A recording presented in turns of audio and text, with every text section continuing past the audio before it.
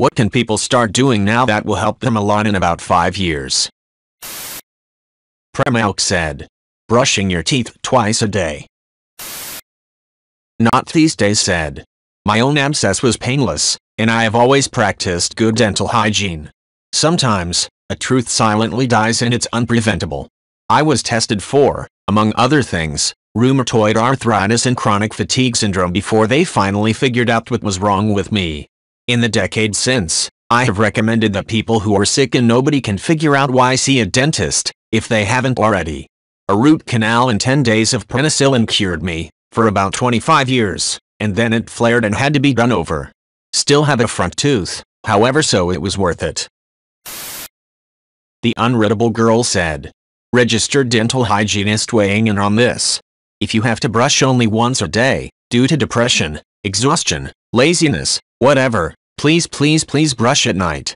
I see so many patients on a regular basis who only brush once a day in the morning. But what they don't realize is when we go to bed at night, everything we ate drank throughout the day as well as the plaque bacteria in our mouths just sit completely undisturbed all night long. Whether this be 5, 6, 7, or 8 hours. This contributes to a lower pH, which leads to cavities, and dry mouth some people experience during the night puts you at an even higher risk for tooth decay. Your salivary glands slow their function while you sleep, so not much is moving around at all like it would be while we are active during the day. So for your sake and the sake of your dental healthcare professionals, please brush at night. Twice a day, obviously, is preferable. I tell my patients I will happy dance with them if they come back in and have been brushing 2x day. Enterpunk said. Figuring out what you like. Jobs, volunteering you enjoy. Exercise you enjoy. Healthy food you enjoy. Meditation, stretching, spiritual practices you enjoy. People you're excited be around who don't judge you. There's lots of adults out there doing activities under the guise of happiness who've never devoted time to self-discovery. Affectionate Local 59 said. I'm jealous, but also congrats. I seem to be immune to the endorphin hit runner's high. I've been working out regularly for about 5 years now, and I still hate it. The results are worth it though. The gym isn't fun, and it takes a ton of time I'd rather use for other things, but I'm approaching 30 and in borderline the best shape of my life. Got real out of shape during the pandemic, because I never cracked the secret of forcing myself to work out at home. If I go to the gym, I only have to be disciplined enough to get there. Once I'm there, there's nothing to do but work out. I'm also just more aware of my body now than I used to be. I know what's tight, how far I can push myself, can tell good pain from bad pain, know how to handle small injuries, have better ergonomics, etc. Now, rock climbing and long-distance hiking are things I truly enjoy, but I don't get to do them anymore because my partner isn't able to, and I hate doing them alone. Svensson 26 said. I read an article about Drake, and how he stays fit. The article said Drake one time did 100 burpees in 40 minutes. I fucking hate Drake. I hate his music. I hate his face. So out of spite, I decided to get my ass off the couch and beat that. I did it in 20 minutes half the time just to prove that Drake was a punk-ass bitch. It was very exhausting, but I did it. I then realized that if I can get that good of a workout in 20 minutes, then why am I stressing about going jogging or going to the gym? So now I do burpees all the time, and I'm getting pretty fit. I can do 100 in less than 10 minutes. I know everyone hates burpees, but you know what I hate more? Drake. One More Potion said. I know what you want to say, but I feel the need to throw in a little additional info. Don't go jogging if you A. have problems with your knees or B. are overweight. You will do yourself no favor. Knee problems shouldn't be ignored anyways, and going for a jog while overweight will cause knee damage. And dear God, get some good shoes for the right thing. Shoes for running on concrete are very different to shoes you want to use on softer surfaces. There are also other sports to get started if you can't go jogging for one reason or another. Astronautical Sades. I'm not a physical therapist or medic in any way, but I have a squat machine that tones my legs and my booty, but is also a fantastic cardio workout because it has a seat and handlebars. It might be a worthy investment since you have limited mobility in your ankle. I have the DB Method brand machine, but I'm sure there's others out there. I swear by it. It's a genuinely good workout and is super easy to use. It's basically just squats, but you have more support because you're seated. I also have a maxi climber that might also be easy on your ankle. The Bertinator 3000 said, don't be scared of being a gym rat either though. A little muscle looks good on just about everyone, and I've found it can also really help with some little stuff like hand-eye coordination. People have this weird unfounded fear about getting too bulky. Steroids in Hollywood have given people very unrealistic expectations about how quick and easy it is to put on muscle. No one ever, in the entire history of the world, has ever gotten too bulky on accident. You're just looking to tone up? That means hitting the gym 3-5 times per week for several months to years and getting your body fat levels down to moderate to low. Toning up requires a significant amount of muscle mass. Edit. 3-5 times per week, not day. Lakita said, often pull-ups are hard because they use some muscle you may not often use. Don't worry though, they can be developed quite simply. Get something to stand on so you can stand in pulled-up position. Lift your feet up so you are hanging in pulled-up position. Hold it a while, then slowly let yourself down to having straight arms, still dangling. Put your feet on the ground, then climb back on your box ready to do it again. Do this 5 times in a row. Do this most days unless something hurts. Increase the amount of time you are at position 2 for a little bit each day. Soon you will have developed the right muscles for pull-ups. Although pull-ups will still be super difficult, because they are not easy, which is why they are good. Takshuchki said, light exercise. Came here to say this specifically. I think a lot of people are turned off by strenuous exercise because it can be uncomfortable in the moment, so starting and sticking with it is hard. We undersell light, low-impact exercise, though. I think a lot of people think of exercise overall as a remedial effort, that is, a weight loss tool, instead of a proactive maintenance effort. But light exercise is so important and it's enjoyable. Walking is great exercise, especially if you switch between strolling and power walking. Way easier on the joints than running, no pain the next day, plus if you do it outdoors it's free, it's a good source of vitamin D, it's an easy social outing with a friend, and it's a great way to familiarize yourself with your neighborhood and watch the little things change around you. Cycling is great for this too, plus since cycling can get you further distances than walking, it makes it easier for you to combine an errand with your exercise. Distwaghuda said, if you have some savings already, putting an emergency fund in a no-fault CD will give you better returns than a savings account. Savings account barely gives anything back, but at least it's better than nothing. A no-fault CD is a good place to store money that you will need in the future and don't want to gamble. For example, if you lose your job, then you know you'll have at least the amount you put in there. Whereas stocks, ETFs etc. is not as stable. Look at ETFs in general. Last year March-August, it was a shit show for the most part, but they did rebound. If you would have needed that money in March, you'd be taking it out on a loss. Otherwise, if it's money that you're putting away for retirement or very long term, then 401k, Roth IRA, or putting it into a good Vanguard ETF are good options as well. Frieder Sekid said, everyone is in a different situation, but generally speaking, start with saving money in an emergency fund. Beyond that, begin paying off debts, especially any high-interest debts or loans. Part of investing is understanding what is your personal risk tolerance. Are you okay with losing it all for a chance at making big gains? If so, consider crypto, individual stocks, options, lottery tickets. Or are you more conservative and comfortable with steady, less risky, but probably smaller gains? Then look at broad market funds, ETFs, sector ETFs, bonds, tips, savings accounts. Of course, you can do any combination of investing you want. Nobody can predict the future. Also, consider investing in yourself as an investment to improve yourself, your future, or even someone else. Go back to school, learn a new craft, get medical attention, get a haircut, get a gym membership, buy organic, healthy food, treat yourself to a nice vacation, donate it to charity. Investing is making your money grow and you richer. How you define being rich is dependent on the person and isn't always monetary. Tristana Riggle said, if you're not already saving, then yeah, first get in the habit of setting at least some money aside each month. Once you have that in place, then start investing so your money can make money. That's the real way that rich people get richer. Just to give an example, if you can earn 8% annually, which is below historical mean, but pretty good return right now. Then if you keep setting aside the same amount each month, in 10 years your savings will produce more in a year than which you are saving. A more conservative 4% will exceed savings rate in just under 20 years.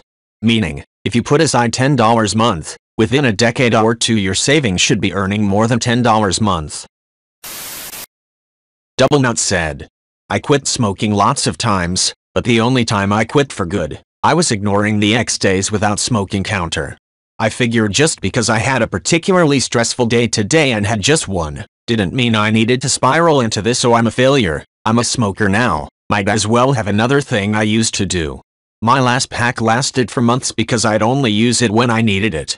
I was also extremely sick for my first week tobacco-free, so didn't smoke during that time at all. Having the break from work stress while being unable to smoke is really what made it possible to start quitting. Euphoria said, this is the only way I could quit. I played a game. At first, I wanted to see if I could go a day without smoking. It sucked. So I smoked another pack and decided to try 2 days nicotine-free the next time. It really helped to have the mindset that quitting was temporary. After I made it to a week with no cigarettes, they tasted horrible when I lit back up again. I tried bumming off friends for special occasions for a few months but realized I didn't really enjoy smoking any longer. I smoked a pack a day for 5 years and haven't had a cigarette, or been tempted, in almost a decade. Now if only I could do that with sugar and chocolate. SquigglePig52 said, I've never understood how people can waste huge amounts of time on Facebook. I have an account, and I flip to it a few times a day, but it takes me 5 minutes to scan to see if my friends' family have posted anything noteworthy. I post maybe once every couple of weeks myself. I mean, I'll throw a comment a couple times a day. Mind you, I don't own a cell phone. I have a landline, which I use a few times a week, either to chat with my parents or a friend or when my neighbor feels the need to share some gossip. I feel like not constantly needing to check a phone does more for my life than avoiding Facebook and Reddit.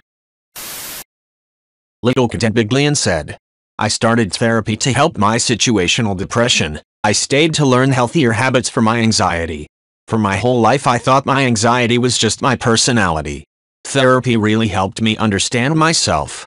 I started out going once a fortnight but I felt it didn't quite click. My first psychologist was very general in her advice. I left to find one close to work so I could go during lunch before work, but eventually I just ended up going during work when I realized that saying you had an appointment that took an hour out of your day was acceptable at the company I worked for. Didn't matter what you did as long as you got your work done.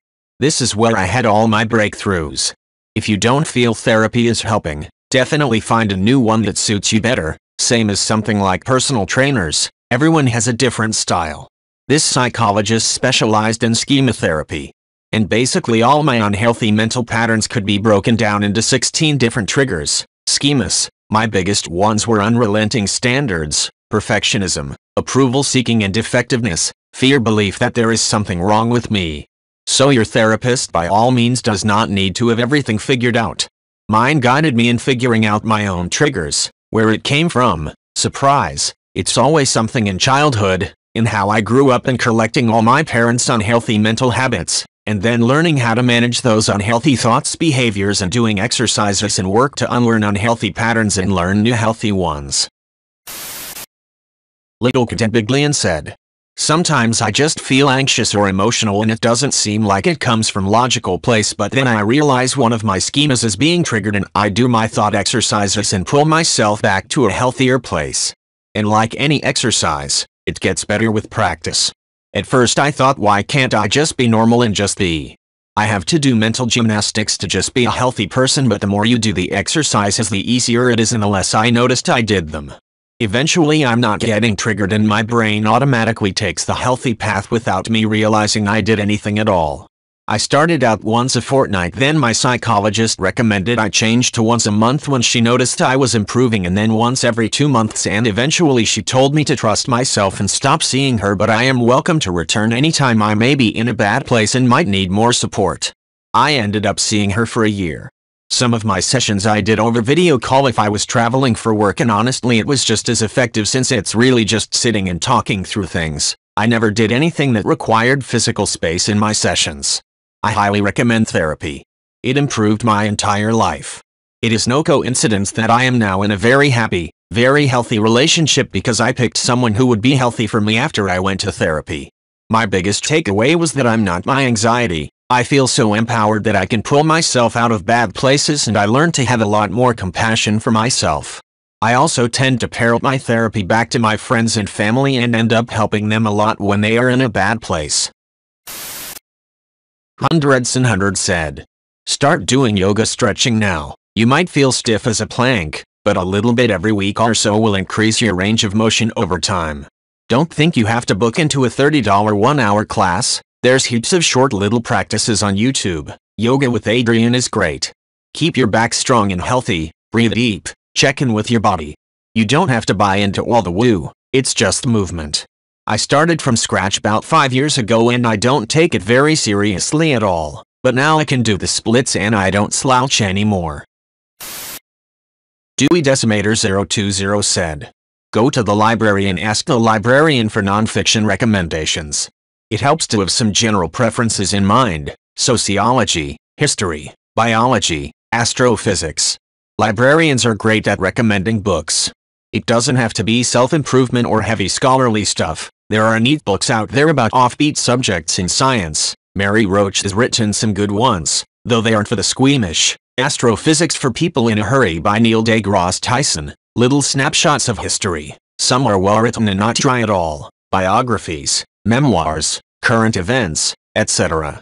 Start with the accessible stuff rather than the heavy and dry academic works. Shaved Hadidbi said, actively think about and correct your posture. If you're like me, you might have a hump at the base of your neck from decades of slouching. That little hump should be as far forward as humanly possible. You should feel your shoulders fall back, your chest come forward, your butt stick out, and your neck elongate. I'm not a medical professional, but good posture is so damn important. It affects everything: your breathing, your balance, your digestive health, your legs and back, and all of your muscles and bones. It also improves your profile significantly. Seriously, straightening my back makes me look 10x hotter instantly. LOL. After nearly 30 years of hunching over at every opportunity, I wish I'd made the good habits and practiced my back muscles for good posture years ago. Famous Ohio Applehorn said, start the day by trusting that strange feeling something bad is gonna happen today. Call in sick from work. Go visit that random little town you always plan to stop at but never have. Buy a lottery ticket on the way home. End the day by telling your partner something that will make them feel extra loved. Because if you had gone to work that day, you would have set off a chain of small events ending with your car being hit by a semi-truck on your commute home 5 years later. Ramses the Pigeon said, starting right now, make the commitment to always write with flawless spelling, grammar, and punctuation. I know that it sounds tedious. I know that you've heard all sorts of rationalizations for not writing well. I know that it sounds like you'll be making a lot of extra effort in exchange for little to no reward. Hell, I know that it's difficult. I'm just wasting time. The argument goes, I can write well when I need to. Here's the thing, though, the habits that you form while casually commenting and texting are the ones that ultimately stick with you. You might think that you can write well when it's required, but unless you constantly work at it, and avoid falling into bad behavior patterns, you might not even recognize when you're making mistakes. Since more and more of our communication takes place in text nowadays, a person's writing style is tantamount to their personal appearance. Following from that, typos, and other such errors, come across as being the equivalent of suspicious stains or off-putting globs hanging from a person's nose. Having a put-together appearance, on the other hand, will give you a subtle but significant advantage in almost every situation. Ramses the Pigeon said, now, perfection is impossible. We all make mistakes, but the important thing is to be constantly learning and improving. If you catch yourself making a writing error, correct it, even if it means editing a comment, sending an additional text message, or deleting and resubmitting a tweet. Little by little, the attention that you force yourself to pay will keep any issues from arising in the first place, and you'll be far better off as a result. TLDR, start writing like an obsessive editor. Superb Program 2582 said, As an actual editor-in-chief for a small company, I disagree. Proper grammar is very subjective. Different types of writing can have different grammatical expectations. For example, when I write sales or landing page copy, I use fragments for emphasis, and I don't worry as much about proper grammar because the point of sales copy is to be conversational. The question said, exercise. Plain and simple. Jobs will come and go. So's, too. You get one body in this life. Work it up till you sweat and hold that for 20-30 minutes at least once daily. Run, lift, bike, play tennis, hacky sack, it doesn't matter. Just find time to work out daily. Food will taste better, air will seem fresher, and your skin will look younger. Then in moments when you lose other keystones, you'll be the rock you need to lean on when all else fails. Spelling Champion said, well, I scrolled for a bit and didn't see this. Learn how to fix, or enhance, stuff. You might already have some technical skill, maybe you can fix computers. I recommend build on whatever base you have and branch out to other areas. I wasn't mechanically minded from birth, I had to figure it out. I started by doing my own oil, and my car stereo. I learned to figure out why something stopped working like a light switch, or a power supply. I figured out what to do when something leaks to stop it leaking. And so on. Becoming more technical and more into DIY has seriously improved my life because 1. When things break they don't stay broken for long. Instead of driving to the shops and back or whatever, I can fix things right there on the spot most times too. I've got more money because I'm spending less on replacing things or getting other people to fix things. 3. You get less frustrated. Have you ever had it where you can't make something work properly, you don't know quite why, and in the end you discover that it actually had a fault the whole time? Well, nowadays I figure that out a lot more quickly by talking at least some of the technical language. I find I don't get ripped off, or at least I get ripped off less. 5. When I go to buy something technical I have a much better idea of whether or not it's actually going to work. And probably more reasons, but anyway, yeah, learn to fix things. Pride 362 said, saving money and investing prudently. All my friends wonder how I can just buy the newest thing without having to wait to save up, and I tell them I'm always saving money. My car is paid for, given to me. It's about 2 decades old but runs fine because I maintain it. I don't need a brand new BMW or Tesla to feel proud of myself. I have very little debt. And I pay off anything quickly. I don't turn on lights during the day, unless it's raining heavily. I have my HVAC set to 75 in the summer and 70 in the winter. If I'm hot, I take clothes off and turn on the fan. If it gets cold, we invented clothing and blankets. I cook mostly at home and very rarely eat out. Showers are 5 minutes or less. Get in, soap up, wash hair. For short-haired people, this is easy. I apologize if you have longer hair, 5 minutes is probably not enough. I do laundry in big batches. I also don't switch out clothes or underwear every single day. Some people are hygiene freaks with that, but I don't care about wearing the same thing for a few days. When I travel, I only use credit card to avoid debit being stolen. I also don't have kids so that helps as well. Bonus Bovine Muse said, running, or even walking with an eye towards working up to jogging in the not too distant, on the way to running eventually. As a sometime runner, I'll be the first to admit, running friggin' sucks. It takes a long time and a lot of work before your body's in the kind of shape where it actually feels kinda good, rather than just virtuously torturous. You will get there, but 5 years isn't an out of the question timeline. That is, if your joints are up to it. On second thought, why don't you try swimming? Way easier on the joints, excellent cardio and great full body workout. Get yourself generally toned without getting wiry or bulgy. Really the only thing running has going for it is you can do it right outside your front door. Uncle Heavy said, if you don't exercise, do a couch to 5K. The app is free and all you need is somewhere to run. If you can't jog, then remember the exercises you did at school as a kid. Star jumps, PRSS ups, stair climbs. Do those. They shift weight faster than literally anything I know, and I was a seriously fat bastard until I started doing basic exercise. Also, get your pension sorted out. Time moves on faster than you think, so get ahead of things now. Danger Cakes 13 said. Seriously, just try to eat well most of the time and be active. It's astonishing how quickly someone can decline when you hit a certain age or catch an injury if you haven't built a baseline health. You don't need to be cutting out all junk food and hitting the gym. Just be active and a bit smart on your diet. My grandmother never worked a day, and when she had a stroke she just had no strength with which to climb back, and we had to watch her slide out of life for years. My parents acted the same, ate comfort food every night and just stayed as homebodies for most of my lifetime. One single fall, just a slip on the porch, basically fast-forwarded my father's age by a decade. Terrible eating habits left my mother fully functional but similarly physically and emotionally just unable or unwilling to climb back up to where she'd wish. I know this sounds cliche to say, it's a well-passed-around piece of advice, but seriously, when you see your family lacking the tools to rebuild because of simple self-maintenance being absent, it can be quite painful for all in the atmosphere and you just want to shout it. Murrayman92 said. Reevaluate everything. Job sucks. Start working towards one you want now. Relationship sucks. Ask your partner and get to the bottom of the issue. Better now than 5 years from now if it's something that can be fixed. If it isn't, better to both agree and cut your losses. We only get one go-round, folks. Why would you stay in a relationship that's making you or someone else miserable? Friends suck.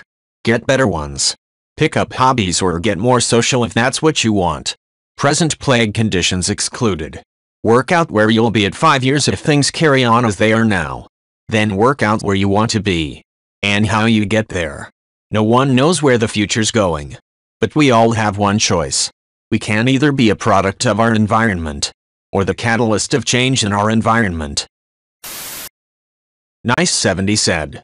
Start thinking about your life right now and decide where you want to live in about 5 years. Make a list of people you have in your life now that you want to be around in 5 years. Make lists of jobs you would want to have, businesses you want to own, and skills you would want to acquire. Make a list of what you want to own in your house and what is in your garage. Take a serious look at the things that are just there and think about if they really serve your purposes or if they are just junk that is taking up your space. A lot of things in your home need to be discarded and others need to be acquired. Ask yourself what your home would look like in 5 years and get on with making it happen.